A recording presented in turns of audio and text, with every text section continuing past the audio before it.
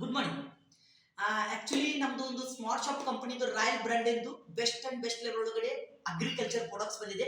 ಆ ಅಗ್ರಿಕಲ್ಚರ್ ಬಗ್ಗೆ ಪ್ರಾಡಕ್ಟ್ಸ್ ಬಗ್ಗೆ ಸ್ವಲ್ಪ ಡೆಮೋ ಮಾಡ್ತೀನಿ ಅಂತ.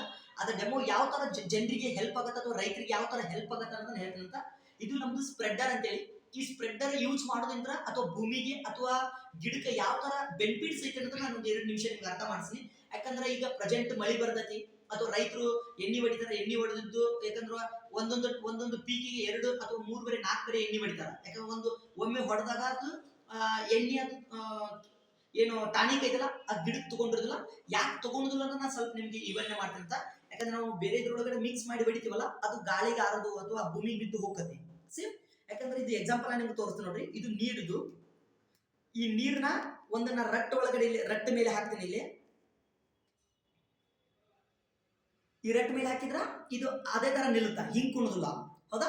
ಸೇಮ್ ಅದೇ ತರ ಇದು ನಮ್ದು ಏನೈತೆ ಅಂದ್ರೆ ಸ್ಪ್ರೆಡರ್. ಈ ಸ್ಪ್ರೆಡರ್ ಏನೈತೆ ಅಂದ್ರ ಇಮಿಡಿಯೇಟ್ಲಿ ನಾನು ನಿಮ್ಗೆ ಏನೈತೆ ಅಂದ್ರ ಇಲ್ಲಿ ರಟ್ ಮೇಲೆ ಹಾಕಿದ್ರ ಯಾವ ತರ ಹಿಂಗುತ್ತಂತ ನಿಮ್ಗೆ ತೋರಿಸ್ತೀನಿ ನೋಡ್ರಿ. ಯಾವ ತರ ನೆನಿತೈತಿ 2 ನಿಮಿಷ. ಇದು ನೀರು ಒಟ್ಟ ಹಿಂಗ್ ಕೊಲಿಲ್ಲ ಇದು. ಹೌದಾ? ಇದು ಭೂಮಿ ಇದು ಹಿಡಿದಿಲ್ಲ ಡೈರೆಕ್ಟ್.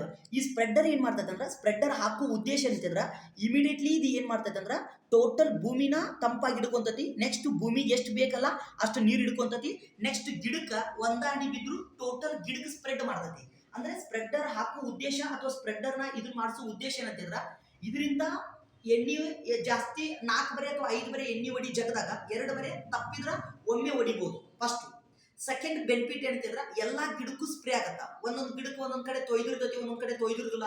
ಅವಾಗ ಇದು ಏನ್ ಮಾಡ್ತೈತಿ ಸ್ಪ್ರೆಡರ್ ಟೋಟಲ್ ಎಲ್ಲಾ ಗಿಡಕ್ಕೂ ಇದನ್ನ ತೋರಿಸ್ತತಿ. ಸ್ವಲ್ಪ ಇಲ್ಲಿ ನೋಡ್ರಿ ನಾನು ನಿಮ್ಗೆ ತೋರಿಸ್ತೀನಂತ. ಯಾಕಂದ್ರ ಫಸ್ಟ್ ಇದು ಮೇಲೆ ತೋದಿರ್ತತಿ. ನೆಕ್ಸ್ಟ್ ಇಲ್ಲಿ ನೋಡ್ರಿ ಇದು ಯಾವ ತರ ಭೂಮಿ ಒಳಗಡೆ ಸ್ಪ್ರೆಡ್ ಆಗಿರ್ತೈತಿ. ಇಲ್ಲಿ ಬುಡಕನು ತೋದಿರ್ತತಿ.